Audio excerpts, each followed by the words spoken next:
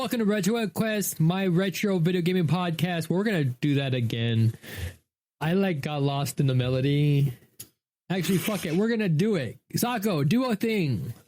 Welcome to RetroQuest, my dad's retro video gaming podcast, where he makes me play old video games I may or may not like.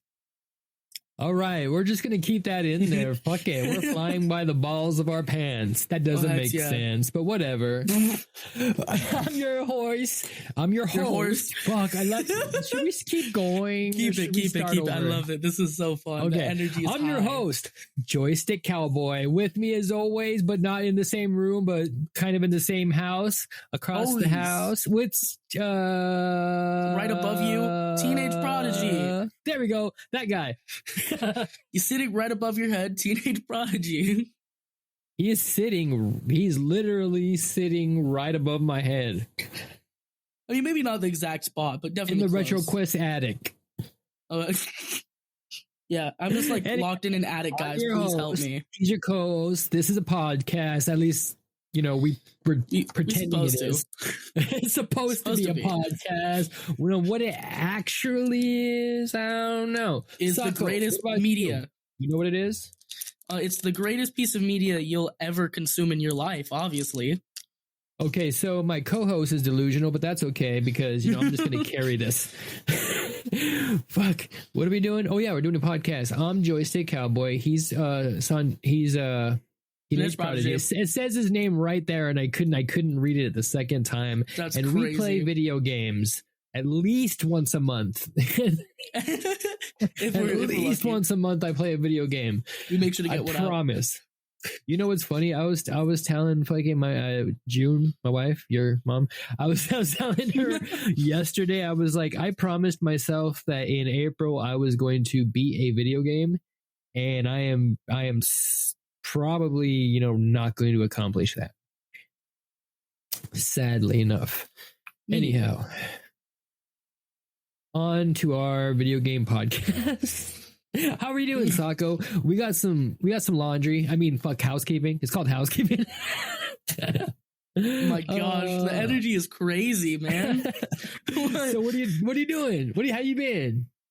I've been pretty good. I've been pretty decent, if you ask me myself. No one else to ask, I guess, but I'm doing all right. Yeah, I asked, but whatever. Well, I mean, yeah, but no one else to ask but me about how I'm doing. You sure we don't need to restart? No, but no, I love the energy, bro. I love the energy. We're gonna just keep going. Exactly. You get it. It's been a while since we did this. I forgot how we do this. So I'm just going. I remember how we do it. I mean, I remember how we do it, but I mean, I don't remember. You just want to be funny. I don't remember my mindset of I have a thing where I'm like, okay, you do this, this, and this, and this, and then you do this. Not like a checklist, but a mental checklist. Yeah, not a checklist, but a mental checklist. But a mental checklist. It's I got than a regular. It's a different. Yeah, because it's not on paper. Exactly. It's just that much more brittle. So, what have you been up to, Mr. Prodigy?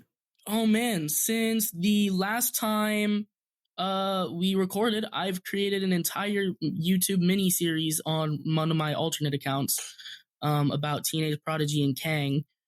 And then, other than that, nothing. Working. Drama.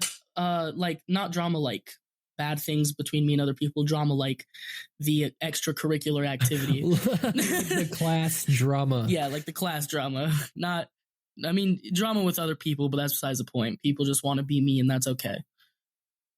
They can keep dreaming. Okay, that was a thing. So let's tell people you did a play. I did. I was in The Great Gatsby. I played the one and only Meyer Wolfsheim, who has human teeth for cuff buttons. But not in the play. Yes. That you did. I don't remember why. I know, I said they were human molars, but they were brown cuff buttons, so I don't know. If they would have been white cuff buttons, maybe we could have sold it, but I don't know. But yeah, okay. Yeah, you did the play thing, which was really good. You did a whole ass good job. I had a whole monologue, which is better than what I had last time. Nice. Last time I had a whole 7 lines. Now I had 3 lines, but a monologue. And you were like center stage a couple times. Yeah, I stood in the center of the stage, not just off towards the side awkwardly. I mean, you did that too, but you were but you did it a couple times in the center stage area part. Yeah. Yes. I had a lot of fun with it. A lot of time though. It's very time consuming. Yeah, he's been doing a lot of things. Like always, we have very busy lives. I don't know how did we find time to do a podcast before, like more consistently? Because I don't feel like our lives have slowed down or sped up.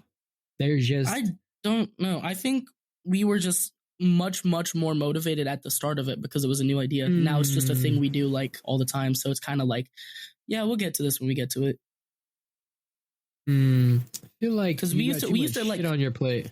Well, because we used to schedule out like our recording dates and everything, like episodes. Like, well, honestly, we shouldn't be talking about this on the fucking podcast. But no, we shouldn't. But you just have a lot of things that take up their time. As far as work, school, drama class, drama plays, school drama, high school drama, all kinds and of this was fucking also drama. This was also a much longer game, averaging a runtime of like 24 hours. Apparently, I've seen. So it was very likely that it took us a while to get to this, anyways. Yeah. Wait till you see the next game I pick. Yeah. So is that all the laundry we have? It's all mine. What about yours? Let's see. I've been just working, day trading and working, and then doing some more working. Oh, I got into that. I guess I could have mentioned that. I completely forgot that was a thing. Dread? Existential dread? I'm sorry, was that trading? Say that out loud? You did say that out loud. Oh, it's okay. That's very relatable. You will relate to every millennial and Gen Z on the planet with that one line. I don't want to relate to any fucking Gen Z. I'm sorry if I just said somebody, but anyhow, let's talk about video games. So we played. What game did we play? We played The Secret of Mana. Oh, I thought you were asking Super me. Nintendo game from 1993. Now this game has a special place in my heart. So let me do I'll do a little overview of the game, a little something, and then you can tell me your first impressions, and then I'll talk about my first impressions. I don't know why I said that word twice. That's okay. All right, so Secret of Mana. Let me off the top. Secret of Mana. This is not off the top. I wrote notes. Yeah. So Secret of Mana is the second installment of the action RPG Mana series, and it's probably like the most prolific of them.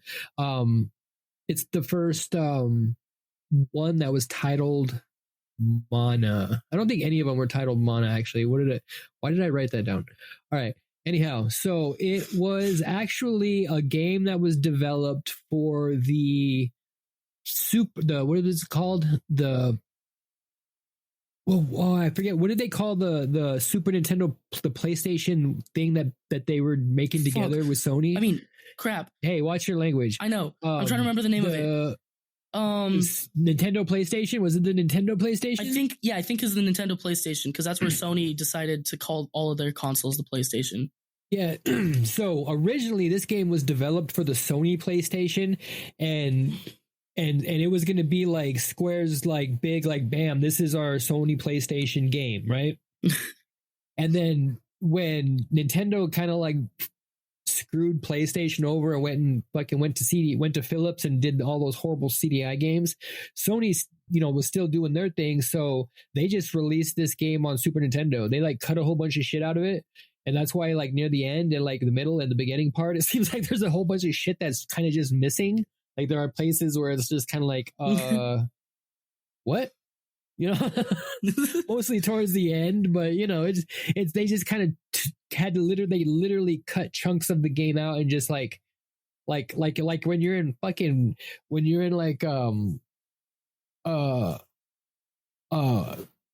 Premiere or something, or photo, not Photoshop, because you don't really do it, like video editing. You just cut two pieces out and fucking put it together, and yeah. So it was really good looking game for its time when it first came out. Because I mean, this wasn't even that late of a Super Nintendo game. I mean, this is '93, dude. Like there was still plenty of PlayStation games, or not. Why did I say playing PlayStation? There's plenty of Super Nintendo games still coming out. So when this did come out was right when I was thick into like falling in love with Square. So I loved it, and it looked beautiful. And it's a game that's, I think it's one of their first action RPGs. I think everything else before this was well, they had other games that weren't RPGs, but as far as their RPGs, I think this was the first one that was an action RPG. You know what I mean? Aside from the very, very first one, which was on the Game Boy, because this is actually the second game that's from a Game Boy game that they had made that they'd called Final Fantasy Adventure, because everything had to be Final Fantasy when Final Fantasy took off. Yeah. Right? Anyway, that's enough about me blabbering on about this game. We can talk some more about it later. Let's hear what your thoughts are. Like my first impressions? Yes, your first impressions. So I boot up the game. Honestly, I'm very mixed on the soundtrack of this game. Maybe it's just because of how long I had to sit there and listen to a lot of the songs over and over. But the opening song is pretty good. I like it. And I will get into the rest of that once we get to that part of the episode. But you load up the game. I'm pretty sure there's like this small little thing that all the games, like RPG games and even other kinds of games, did at the beginning of their games at this point in time. This long wall of exposition. And once again, and I'm well aware we've talked about it before. And I will say, I will backtrack a little bit. It is a good way to hide the like loading in older games like this. It is a really good way of doing such a thing, right? And so I got to give it credit there, right? Like in terms of functionality, it gives you something to do while the game loads, and most people don't even know that it's actually a loading screen. So, yeah. But I don't know. As we talked about in prior games, I'm a really fast reader. Even at 2x speed, it's still like 15 seconds between each like thing switching. That's too long. I'm reading too fast, I'm losing interest in this story already. Right? Oh man.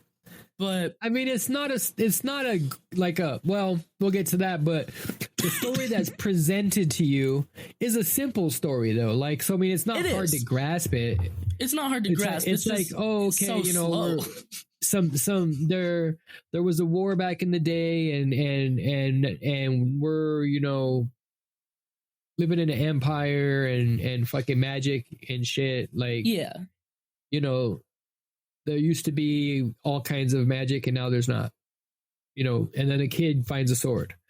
It's pretty easy premise that doesn't really even get complicated, dude. Yeah, but it's just the same idea of like that makes it almost worse though, because then it's like this is such a non-convoluted story that I'm stuck here reading for like, But I don't know. Okay, go ahead. And so then it thrusts you into the game, and you're introduced to like two people, but you don't really get to know anything about them because you just fall into a pond or by the pond. I don't think you fall in the pond. I think you fall by the pond, but you have to like walk around, and I didn't understand what I was doing at first because maybe I should have read the the manual, but I always forget to, right? And I always feel stupid because I'll always like end up reading it like at the way end. This one I forgot to read at all, but I'll generally end up like read the manual like in like the last quarter of the game. I probably should have, because I'm just like walking around aimlessly, and I'm sure the manual probably would have told me what to do there. But I walk, and then eventually you get to this like section that's blocked off. You go over a bridge and you like walk by. There's no enemies, which is really funny because the enemies just appear the second you get the sword. But that's whatever. There's like this part that's blocked off, and then your guy goes, I need to find, this is the way to the village. I need to find a way to cut through here. So then, you can see the sword. You just don't know how to get to the sword. And then you go up a little bit. You go into the pond. Boom. A ghost starts talking to you, or at least I think it's a ghost. Wait, is it the same dude at the end of the game, or is it a different dude? Because wait, I think I might have just put two and two together in my head. Well, I mean, it's the mana tree. Okay, then never mind. I'm thinking of something completely different. Yeah. He literally is like, you need to take this sword. Because you just so happen to fall right to where the sword of your destiny lies, and the only reason you even thought to go to the sword is because your path was blocked off. I love plot convenience. But you pick up the sword, and then you go and you cut those bushes that were in your way. I have answers for that plot convenience if you want to hear them. I mean, sure, but like, I mean, at the end of the day, it's kind of the idea of it being like this sequence of events just being so coincidental that leads you to. Well, it wasn't coincidental. The thing is, those sequence events weren't coincidental. The mana tree brought you there. Like the mana tree is the one that blocked off the way with random vegetation. It's the one that shook the bridge so you would fall. Like it like led you to that place and made you fall and then blocked your way. So your own it wasn't like these things coincidentally just happened. You got to remember you were at the base of the mana tree where it controls everything and was trying to push you to that sword. Okay, that makes more sense. I guess I wouldn't have thought about it like that, but also I probably don't understand the lore of these games as well as you do. I've thought about this game a lot over my life. So you probably understand like the lore and what's happening a million times better than I do. So I'm actually just going to take what you said. No one ever like explained that to me. I like figured that out myself over playing the game and having that same question of a view, being like, man, this is awfully convenient. And then just being like, well, it's not really, because everything that brought me to that sword was controlled by the mana tree or the spirit of mana or whatever the fuck it is. Yeah. And that makes more sense, obviously. A lot more sense. But the fact that the game doesn't tell you that makes it seem like plot convenience, right? Which, whatever, it doesn't matter. Yeah. It's a very small part of the story, albeit the reason the entire story happens, but a very small part of it anyways, right? So you pick up the sword, and then, you have to find your way back to your village. I think you live in that village. Yeah, you live in that village. Yeah. And then you get kicked out of the fucking village. Yeah. Then you get back and everybody hates you. You didn't do anything.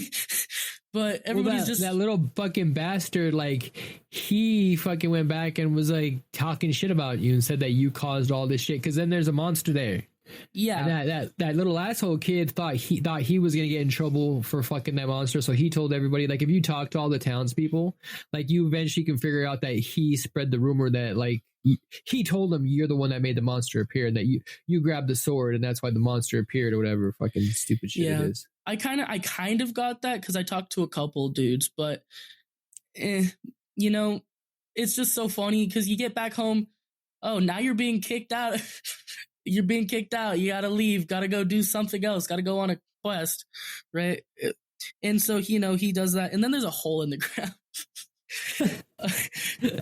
I don't know if you can explain that one. There's just a hole in the hole opens up from that fucking monster. The monster, that antlion, I think is an antlion. That antlions create like holes in the ground. That's like how they hunt. Okay. You missed the point on a lot of shit, man. And you know what? Even as a fucking, I played this game when this game came out, I was at least in I wasn't in 7th grade. I was in 5th grade. I was in 5th grade when this game came out, and I figured all that shit out. Damn it, Sako. Yeah, well, I've played through it once. God knows how many times you've played through this. I'm pretty sure I figured out the antlion thing the first time I played it. Well, that makes sense now that I think about it, but like it just wasn't. I was like, I'm saying them in how I saw them when they first happened. Gotcha. Right, like, because it doesn't explicitly say that. So. Of course, I'm here, and then out of nowhere. Before we start fucking arguing, your first impressions. So those are your first impressions. Yeah. Because now we're way past your first impressions. We're still in, like, the very opening. Let me talk about my first impressions, motherfucker. Go ahead. All the power to you. So I rented this game, and it was fucking awesome, and I loved it, and I played a whole bunch of it. That's my history with the game. You say that a lot. I feel like that's most of your first impressions on this podcast. Oh, that's usually the games I want to play. It's the games I like. It's like you never pick any games that you didn't like. Well, you pick games you didn't like, but you almost never pick games that you didn't like. Because I don't know. The thing is, I have a thing where I like video games. Like it takes a lot or very specific things for me to like not like a game. And at one point I thought I had bad taste because there will always be all these things like, oh, I love that. But then people will be like, oh, that fucking sucks. That's a horrible movie or that's a horrible game. And I'm like, really? I fucking like that movie or I like that game. And that then I just realized I just am not a salty ass person. Like I don't look for bad things and stuff. Even as I'm like more, I guess, an optimist. I guess would be another way to say that. But I like saying I'm not a salty ass person. You know, I don't like something has to actively be bad for me to not like it. I don't just go out looking for like, oh, well, this isn't perfect or this isn't great, and the hit detection is fucking horrible in this game. But you know what? I still like this game. Like I've never played a game with worse hit detection in my life, but I love this game. You know what I mean? And it's an action RPG with horrible hit detection. But yeah, so I mean that's my first impressions. It's a very basic. Like I knew of this game because I had fell in love with Square with playing Final Fantasy 1 and 2, and then I played this and I saw this game coming out and I was like, oh, it's by that Square, it's that company that fucking makes those Final Fantasy games. So I saw it in like GamePro magazine and shit, and I was hyped for it. And then I got it and it was, you know, it looked amazing for the time. It played awesome for the time. And it sounded for the time, it was like, bam, you know, because it was designed for the Super Nintendo CD. So they just downscaled it a little bit, I'm sure. And it just looked great. It sounded all right. I mean, it wasn't made by the music wasn't made by the Final Fantasy guy, but it still was all right. It was all right, you know? Yeah. So my first impression. So now let's just talk about the game itself. So should we talk about the plot since you seem to be upset by the plot? I'm not upset by it. It's like, and I'm sure everything in there has a reason it happens. I'm just saying from like a first time playing through the game, especially like the first couple like minutes of the game, it seems very, very like based. It seems very based or basic? No, based. Like everything that happens within its like own realm of reasoning. It doesn't happen like because it's caused by something. Obviously, as you explained, it is, but when you start the game, it doesn't feel that way. Well, I mean, once you get into the game, though, it gets super fucking deep, though. It does. I was talking about my first impressions. I beat the game. You beat the game? Yeah. So did you figure out like the little hidden like plot behind the game? I don't think so. Wait, what's the hidden plot? Now I feel like I didn't play it well enough. The game actually takes place on like Earth. Oh. It's post-apocalyptic. You have to like really like pay attention to a lot of things, but it's either post-apocalyptic Earth or a post-apocalyptic world that is very, very similar to Earth. Like I'm pretty sure that the Mana Fortress is supposed to be like one of like either like I forget that big tower building in Tokyo or like the Empire State Building. And it's because most of the Japanese like post-apocalyptic games either take place in Tokyo or New York. So it's either the Mana, because they can be interchanged, you know, whether you're giving it to the Eastern audience or Western audience, you know? Yeah. So the Mana Fortress is either, I forget that big tower building in Tokyo or the Empire State Building, right? And the post-apocalyptic world, like if you go through some of the levels, did you go through the subway levels? I wouldn't remember if I did. I think I did though. Like there's some levels where like the underground fucking like the caves, they have like subway, like old subways in them. Oh yeah. And you're like, wow, it's subway, like you're in an old subway system, like underneath the city. Like and if you go to like some of the junkyard areas, you'll see like TVs and shit, like things from our days, like in the 90s that we would have recognized as, oh, that's from nowadays. Why is it in this world, this like weird like fantasy world where you know all this crazy stuff happening? You know, it gets deep into that shit. And then you got like the tragic story of the fucking dragons that got decimated and used as like weapons against like fucking each other. Yeah. I like the story. I mean, it gets kind of cool. I mean, it starts off very kind of basic, but it quickly snowballs into weird because it's Squaresoft. Square didn't ever like do anything that wasn't super fucking weird and off the wall. Yeah, I can tell. So they take that shit. Final Fantasy VII. Yeah, well, that ain't the half of it. That's very like mainstreamish. Yeah. Like, no, I had a feeling though when I played through it, I'm like, there's no way this is the worst. Especially when you get like to the earlier like Nintendo, like the Final Fantasy games, especially the ones that like didn't make it over here, like Final Fantasy 1 and 2 for the Nintendo, where they had all the chocobos and moogles and fucking, I think one of them had beavers. They didn't have moogles, but they had like beavers that had like a beaver town that helped you like, yeah, I think it was Final Fantasy 2. Yeah. So yeah, the plot I think is cool. I mean, it's not great. I mean, and of course you do notice where chunks of the plot are kind of missing. I like the idea of the ancient civilization, advanced future fucking concept. That's always cool to me. Yeah. I mean, it is, and I think this game seems like it was one of those games that was definitely good enough to create like tropes. I don't know if that trope existed before this, but I think if this game created that trope, I wouldn't be disappointed because this game isn't bad, and I think that's pretty cool. You know what really I like in this game? A lot of the names of people and things. Yeah. Are there canon names for the main characters? Because it lets you set the names, and yes, so there are. It lets you set the names, but like, it doesn't give you any like preset names for them, so it's like you just kind of name them whatever. Yeah, so the girl's name, like canon name, is Prim, right? What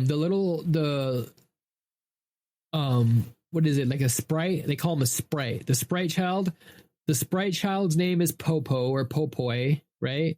And the hero's name is Randy. No shot. I mean, we have like Prim, Popo, Diluc, Thanatos, and Randy. Dude, that is actually the most iconic thing I've ever heard. Like, his canon name is Randy, and even in kanji in Japanese, it's Randy. No way. That is so funny. You, oh my god. That I think that's the best thing I've heard in my life, actually. That's pretty like that's one of the things about this game that's super awesome is like how crazy everybody's name in this game is, and then there's Randy the hero. That's so funny. I just had my dude's name as My Butt, so everybody would be saying My Butt. All right, that's very mature of you to do, in this mature ass game. It's okay. It was funny. The thing that bothered me about the thing that like when I was younger and I played this game, like it's weird. Like at first I had the same thought as you about the story, but it wasn't about the things you said. It was because at this time the whole like Knights of the Round Table and King Arthur pulling a sword out of a stone thing, that wasn't so played out yet. Like that was still in mainstream media type story. So this was like, oh, it's another fucking pulling a sword out of a stone type ass fucking story. And so that's where at first like, oh, that's how it starts off. It starts off with the whole fucking King Arthur plot of pulling a thing out. I mean, feel free to disagree with me, but it's very much so pull your like sword out of the stone and discover your fate. Well, I mean, it is, but I mean, as far as after the pulling the sword out of the stone part, I mean, the story's completely different. But I mean, just the beginning part of it was just because that was actually kind of like a played out thing at that time of, oh, a sword in a fucking stone. Like every hero found a sword in a stone back at those times in a story. At least to me, it seemed like. Yeah. And so that was the part where it was like, oh, and then it went wildly, vastly different than any kind of King Arthur story. And it even kind of was wacky for a Final Fantasy story at that point, because at that point, the only Final Fantasy games I had played were the first one for the Nintendo that we played, and then the Super Nintendo one, which is actually, kind of a very linear game that, there isn't a whole lot of side stuff to it. It's very high fantasy and I mean, there is like robots and shit in it too, I guess, but I mean, it's not wacky, I guess. Like this game I always found was fucking wacky, and that's why I liked it. like playing the fucking tambourine. So the goddamn dragon with like 8 wings or 6 wings or however many wings it's got comes and picks you up. Flammy, what the fuck? I thought it was Flamey. Well, maybe it's flamey. That's because that's way less corny. Flamey. I mean, it's not less corny. It's just like that makes more sense. I mean, the game was just wacky. Like, you know, like at the beginning of the game when you got to get around the world map and then you just jump into those cannons. Yeah, you jump in a cannon like, and it's just... they shoot you to another area. Like, that's fucking cool. It is. Yeah. And then there's not really too many shops around town. There are, but then you randomly just find a cat who just follows you around and just has stuff for sale. Like, that's cool. This game is kind of a head trip. It is. Did you like the whole ring item and ring weapon system? Honestly, I'm kind of indifferent to it. I think it's a lot better than what was in the Final Fantasy game that we played. 100%. A lot of I think this is my favorite out of all of them. Turn-based. Well, this isn't turn-based. You wouldn't have been able to do that in a turn-based. Yeah, but I think of all of like the RPG or what's it called? Isometric view games like this that we've played, right? Legend of Zelda, Final Fantasy, and I know there's been a couple others that I can't name off the top of my head. I think this has some of my favorite mechanics. I can't say these are my favorite mechanics of all time, but of what we've played, I do like the ring system better than pretty much anything else we've done. So you mentioned, you know, that this system is probably as good of a system as you could have came up with for like a Super Nintendo action RPG for like to go through menus because you have to go through menus if it's a Square action RPG, especially since you're gonna have magic, you're gonna have items to equip, you're not items to equip, but weapons and armor to equip and items to use. So I mean, you got to figure something out, and it's not horrible. You know, something else I didn't mention earlier when I was talking is, you know how they basically took the game that this was gonna be story wise, I think, and also like a lot of the mechanics, they actually took a lot of that, and that's what they used for the basis for Chrono Trigger. So like Chrono Trigger and Secret of Mana are both like I have a feeling I know what our next game is. It's not going to be Chrono Trigger, but no offense. Chrono Trigger and Secret of Mana are both basically forks of that original game. Oh wow, that's actually kind of crazy. It's like the combat system in Chrono Trigger is actually somewhere between Final Fantasy's turn-based system and this game system, because it's turn-based, but not like time doesn't stop. It's turn-based. But it's you still have to do things. Like, you can't just sit there and let it sit on the menu or you're going to get killed. Yeah. And it's like enemies are on the map. They don't just appear. Anyway, we're not talking about Chrono Trigger yet. That's next week. Told you. So yeah, this game, super fun. The ring system, it works. I like it. The story, I like it better than anything else we've done so far, as I said. I mean, I'm sure if you look at someone today who's played like a bunch of games, I'm sure you could come up with like a better system today. But like at the time, I'm sure this is like absolutely like, what's it called? This has got to be generational. Yeah. Yeah. That's my opinion.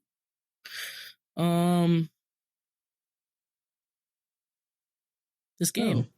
Yeah, the story. What'd you think of like aside from like the plot, what'd you think of like the story? Because I know the plot is kind of basic, but the story, like with the Empire, and then the guy, was it Thanatos, and he's trying to possess a new body, and he puts that kingdom of, what is it, Pandora, puts him under a trance, and then they're all look like they walk out. That used to trip me out. Like, that really like legit gave me the creeps when I was younger and I played this for the first time. How the cult members like were all culty. Like, that like gave me the creeps when I was younger, dude. For whatever reason, when I played this game, I was like, "Ooh, that's creepy. That's fucking like creepypasta to me." When I was like fucking 11, 12 years old. Yeah. I think it's cool. I like it. Yeah, what do you think about the combat system? You like the combat system? I do. I was trying to get there earlier. That's the main part of the combat system. I was trying to get there a little earlier, but I didn't want to, like, while I was doing my first impressions, but I was kind of trying not to talk too much about it. I like the combat system. I'm a really big fan of, like, when you're doing combat without using the ring, but when you have to use the ring, I do like, but that's just because, like, you know, the kind of games I like. When you ask me what RPG I probably played the most, I'd say Fallout, right? Specifically like Fallout 3, but that's besides the point, right? So like attacking like on the spot, you know, like in Fallout you have like your pit boy that you can pull out if you want to switch weapons and like, you know, but like other than that, for the most part, there's not like much menu interaction when you're fighting. I prefer that. That's just how I feel. Except for the whole VATS menu. Yeah, I don't use VATS because I'm a good sniper. Okay. But I guess, maybe Fallout was a bad game to use as an example because I just realized the VATS system exists. But especially the VATS system of Fallout 3 is probably like the worst one to pick of the series. But yeah, that was probably the worst like analogy to use, but that fell apart real fast. It's okay. You know, we ball. We keep going. I just I like the moving action, right? Pausing to be like, oh, okay, I want to pull this weapon out, or pausing to be like, okay, I want to use this like less menus. You like more seamless like action, less like menu set. Yeah. Right, like even in games, as I said, like Fallout, the VATS system exists, but like if I'm in combat, I'm generally just attacking. Right? Like Borderlands, Borderlands would have been a much better game to choose. That would have that. I don't know why. That's the kind of combat I like. Just like constant action, no pausing. Right, like even when you do like special attacks, obviously in games like this, if you're gonna do a special attack, menu has to be there because this is like SNES days. But like, you know, like just as much as I can do without having to detract myself from like the game, then the better. That's how I feel. Yeah, but I always liked the ring system. I thought it was cool.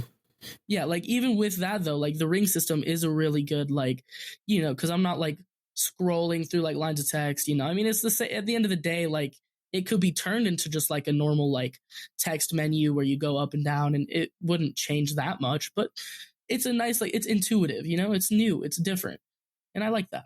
I appreciate that, even if it's not my favorite thing ever. I do appreciate that. I think I give that a lot though in this. There's a lot of I appreciate that even if I don't like it, because I'm so privileged with the games I've played today versus what you played at these points, you know? Yeah, that's true. Like I thought, like I still can't even think much more of a better system they could use. And like I can think of a better system they could use, like, period. But I mean, as far as Super Nintendo, like what better of a system could they have used for this, for a Super Nintendo action RPG with this much emphasis on like changing between, like using items and changing equipment, or that's a bad example, but like using magic. I think they definitely could have went with the more Legend of Zelda approach, though, because in Legend of Zelda, you could have like one weapon, like one item equipped at one time. And even another game we played, was it Castlevania? No, not Castlevania, but there was another game. Yeah, but how often are you going to like be switching between this weapon to do this and that weapon, and then this other person is going to pull out a spell and then switch the weapon, and this other person is going to heal and then pull a spell out? Yeah. Like if you're doing traditional menus, that would have been a whole lot of pulling up the waiting for the menus to load up, and then going into the menu, picking it, and then waiting for the menu to like unload, and then the next menu to load, you know. And I feel like the ring system, because it's just an overlay and not a menu, it loads up pretty fast. Yeah. Whereas if you're playing like Final Fantasy 6 or 2 and you press the menu button to pull up the full screen menu, I mean, it doesn't take much more than like half a second, but it takes longer than the rings do on Secret of Mana. And another thing is it's an overlay where you can still see the battlefield and you can like pick your things. So it doesn't take you out of that experience. I don't know. I think I can't think of much better unless they would have just had like menus that pop up next to the character or something like that. But I don't know.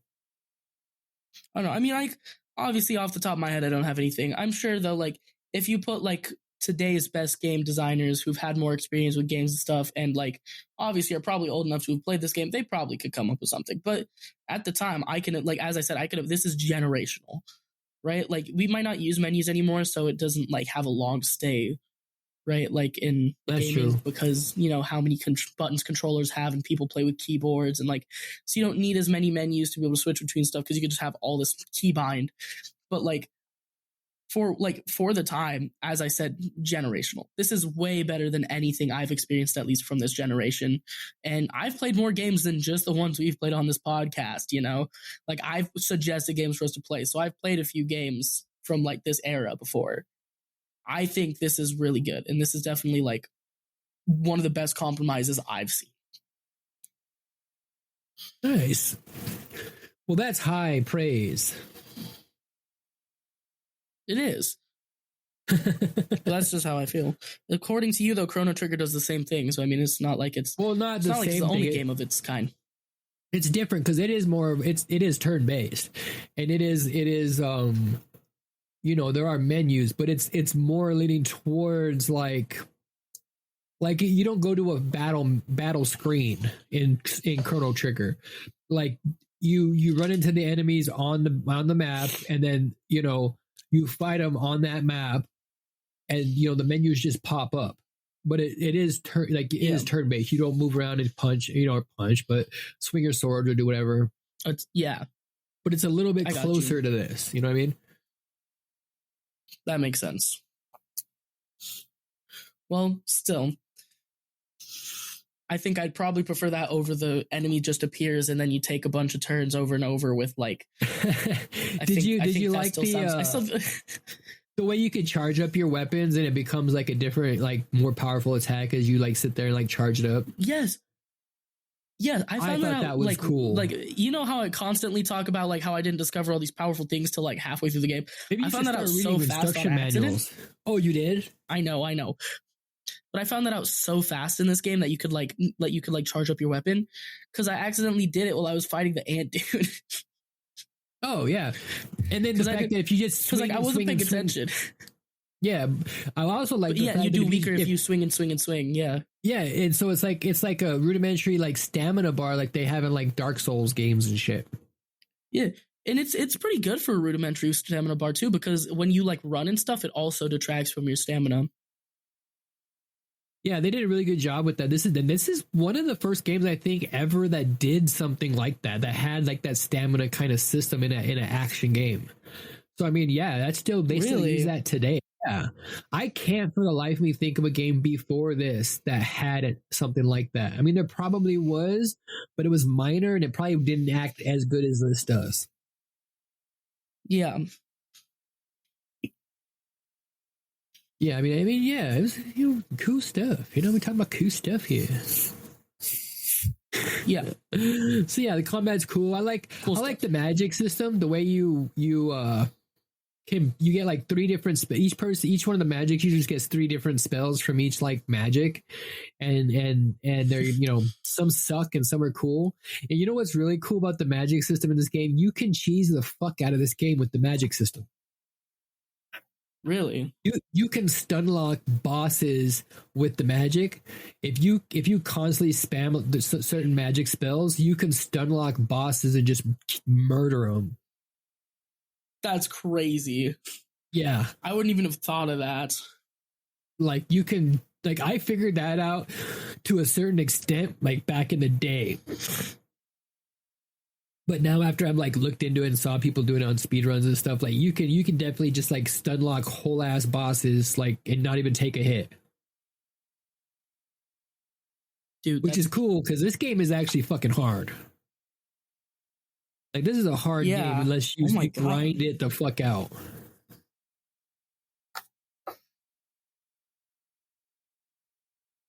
Yeah. But yeah, also, I know this wasn't the first game to have it, and I will always complain about this in every game. I hate grinding. Right? I think leveling should come naturally. Like, to play the game functionally, you should be able to level naturally. Right? Like, as you do the story. And then if you want to be exceptionally good, or you want to be better than all these bosses and stuff, like, then you grind. Right? Like, if you want to, like, do better in the long run, like, easier, then you grind. I think, though, and I will always have this conviction for every game I play, you should naturally, by progressing through the story, level up. And I think modern games, especially, I'm going to use Borderlands as another reference point. Borderlands gives you a bunch of side quests that you can do to get a lot of XP to level up to get to the levels you need to be. So even if you're not progressing the main storyline, right, you're not just going out killing a bunch of enemies over and over and over and over and over and over, right, to level up. I hate grinding, right, like mindless grinding, right? Side missions are okay, right? If it gives you a bunch of side quests and like you get stuff for doing them, that's different. But I will always, in every game, doesn't matter what it is, mindless grinding is just so annoying. Oh, well, I have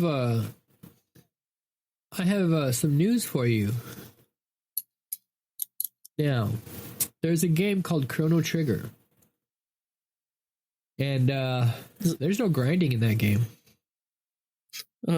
Sorry, this game. What? No, that's cool. I'm so happy because thank God. Yeah, like, sorry, why did you go, ugh? I was like, what the fuck?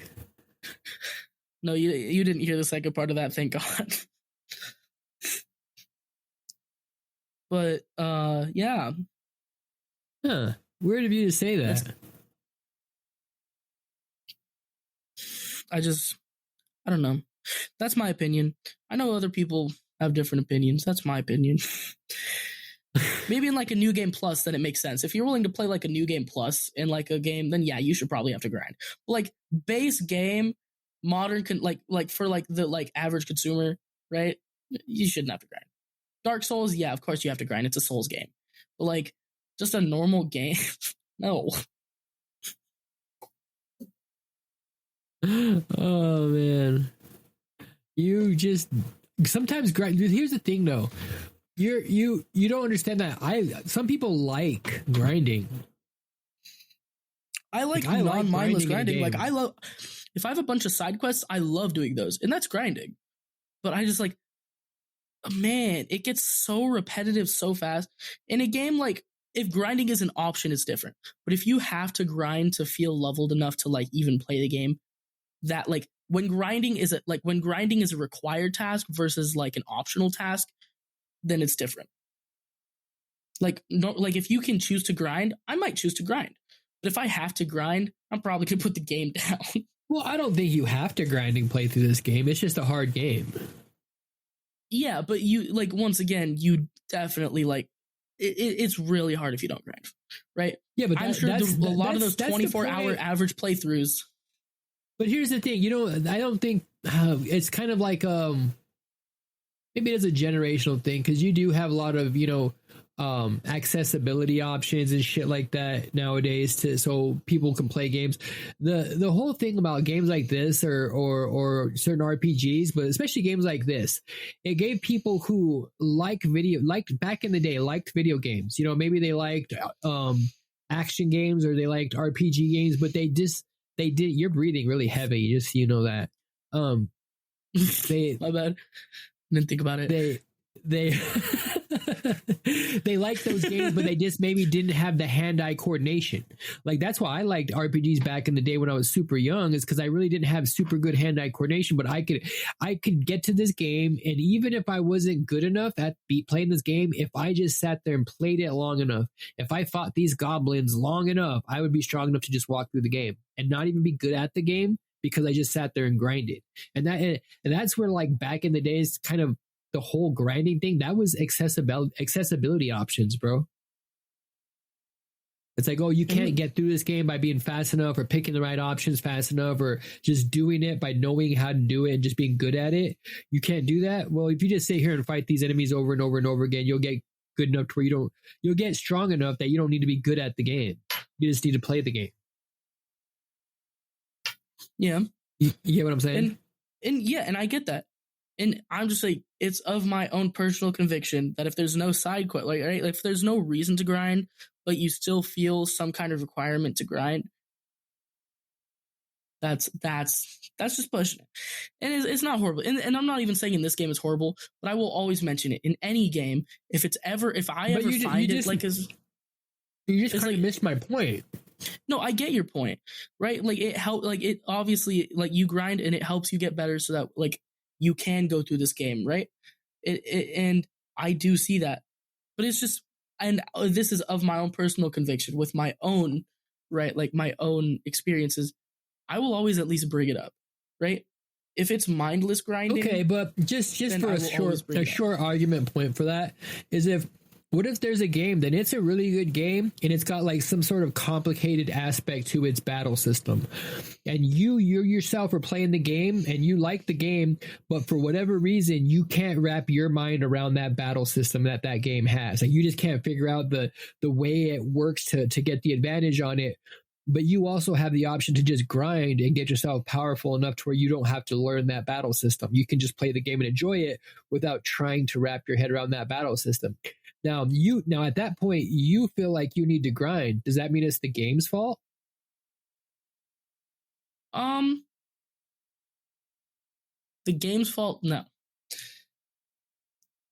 Maybe. I don't know. I feel like it depends on the exact. I get where you're going. Yeah, I understand. For the sake of argument, I understand what you mean. Yes. Yeah, we don't need to settle that here. But anyhow, so yeah.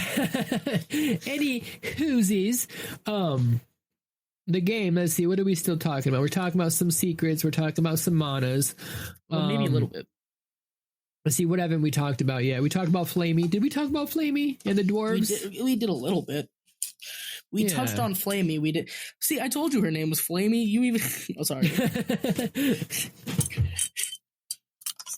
This is. It's also, I think it's pronounced Secret of Mana, not Secret of Mana, but I always called it Mana, so it's Mana. That makes sense. Mana, pronouncing it Mana? Yeah, that makes sense. I won't tell you why. Just like Popo will always be Popo. Oh, I'm sure it's Popoi. I have no clue how that's supposed to be pronounced, honestly. I'm pretty sure it's Popoi, like with an oi. Probably because it's like OI. Poi. Yeah. Poi. They made a remake for this game for PS4 and Windows. Don't play that. It fucking is ugly. Is it ugly in buns, or is it just ugly? It's ugly as far as like, it's like they took like the art and took all the joy out of it. What? I'm sorry. I don't know what you mean. I don't know how to explain it. Like they made the art more like artsy because it's not pixely, it's not pixel, but it seems like they took all the like life out of it. Are you sure you just don't feel more affinity towards like? No, because I really was excited for it. Like when I got the game, like I pre-ordered that fucking game on PS4, and I was like so hyped for it to come out. And I tried to like it. Like I was trying to talk myself in. Like you ever get a game or something and you want to like it, and you're like, well, this ain't that bad. You're like, you don't know. You're like telling yourself, well, they just did this to do this. Well, the reason it looks like that is because they couldn't do this. I was like trying to talk myself into it not being fucking shitty looking and feeling. It just didn't feel right either. So I don't know. Other people might enjoy it, good on them. I just thought it was shitty in my opinion, to my tastes. That's fair. But yeah, so let's see, what else haven't we talked about? We talked about the soundtrack. See, the soundtrack's all right. I mean, it's not made by Nobuo Uematsu, however you say that gentleman's name. But it was made by another guy who made some decent music. Like the music is it's mid. It will always hold like, when you listen to it so much to a certain point, like it doesn't matter how good it is, eventually it gets repetitive. I'm not gonna lie. Even as a youngster, when I liked this game and loved it, the music wasn't something I was really too into. And that's fair. But I mean, like, that's just with anything. No matter how good it is, it will eventually get repetitive, right? Like, I've fallen in love with like music and games, and eventually just like heard it so much that I was like, I can't listen to that. It does get to a point. This game had this is actually the second game in the Mana series.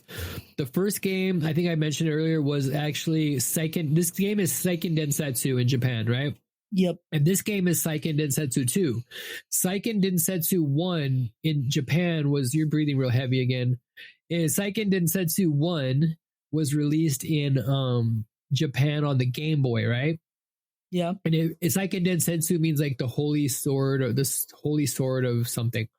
Anyway, so when Seiken Densetsu for the Game Boy got shipped over here to America, it was renamed Final Fantasy Adventure. So Final Fantasy Adventure on the Game Boy is actually the first Secret of Mana game. And then the third game, Seiken Densetsu 3 on the Super Nintendo, was never brought over to America, right? It was one of those lost games. And that game, Seiken Densetsu 2 and Final Fantasy 5 for the Super Nintendo, were both the two games that were never brought over to America, and two like hugely popular games, right?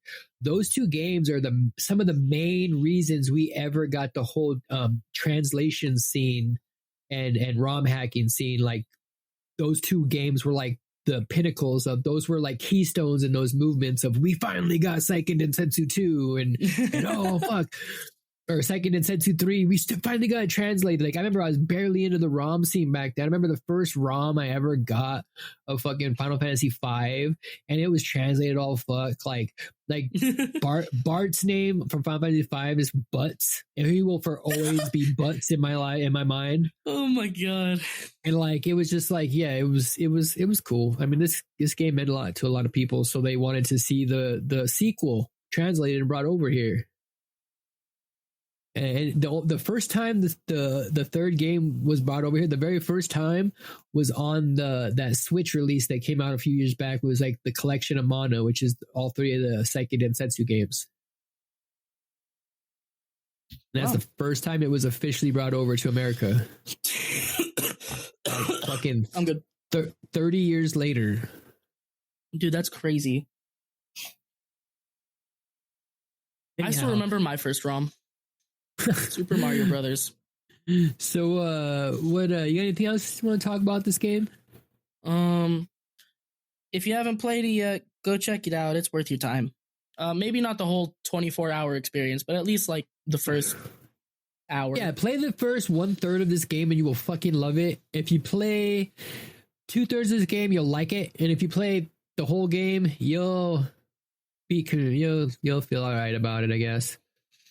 Depends on your taste and flavor of RPG from this era you like, I guess. Yeah. All right, fuck it. It's getting to be a minute. Let's a minute. You got nothing else to say? I mean, other than like about the game, no. All right, let's wrap it up. Put a fucking bow on it. And it is a 16-bit game. So, Mr. Prodigy of teenage fame, where in the scale of 1 to 16 would you place this game?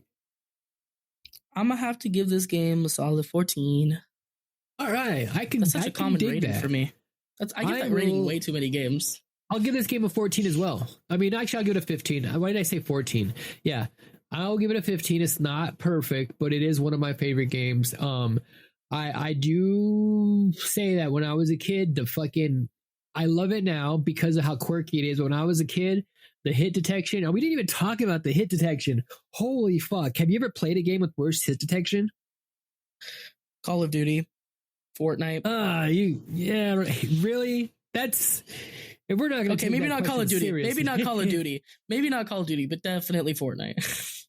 Anyhow, so yeah, I'll give it a 15 out of 16. So yeah, 15 out of 16. Now we're gonna pick our next game. I already picked it. Got like a week of school left, and then you'll have a little bit more free time. This is a game. It's a little bit longer-ish of a game. It's around this. It's in the same vein of this game, but we're gonna take it in a more light-handed approach. So what we're gonna play next is gonna be. I don't know if you played it before, but have you ever played Super Mario RPG? Oh, Super Mario RPG? Heck no, but I've been so excited to. I was going to play it recently, but then I was like, no, we're going to play it for the podcast, I'm sure, so I'm actually going to wait. Yep, we'll play Mario RPG, bud. Oh my gosh, I've been so... Dude, I'm so excited. That is like top tier. That is super top tier. Like, that's probably in my somewhere in my top 4 or 5 Super Nintendo games. You can't see it, but I'm tweaking out in a good way right now. I can see it in my head. Anyhow, so yeah, that is the game we're gonna play next, Mario RPG. You got anything, any plugs, anything you want to shout out? Honestly, I've shouted out most of my stuff already. So the main thing is, Teenage Productions. We have a couple small productions. Go check them out. You can find the link on my linktree, and if you can't find it on there, you can find it through my YouTube, which is basically its own little linktree. We've made a couple cool videos. I'm pretty proud of them. There's only like 3, but that's okay. They're pretty cool. Go check them out. What are you waiting for? Podcast's over. Go check them out. It's not over yet. Don't leave yet. We're not done. Wait. Don't listen right, to him. bad. Don't turn it off. Yeah, don't listen to me. They almost turned it off, so I'll go. I know, I'm sorry. I didn't think about it. All right. So I'm going for the X. As for me, I got a link tree. I don't go anywhere but here and other places to make comments. But yeah, I'm here for now, for the time being, and this is where you'll catch me. And yeah, so that's about all I got. So yeah. A plus tard.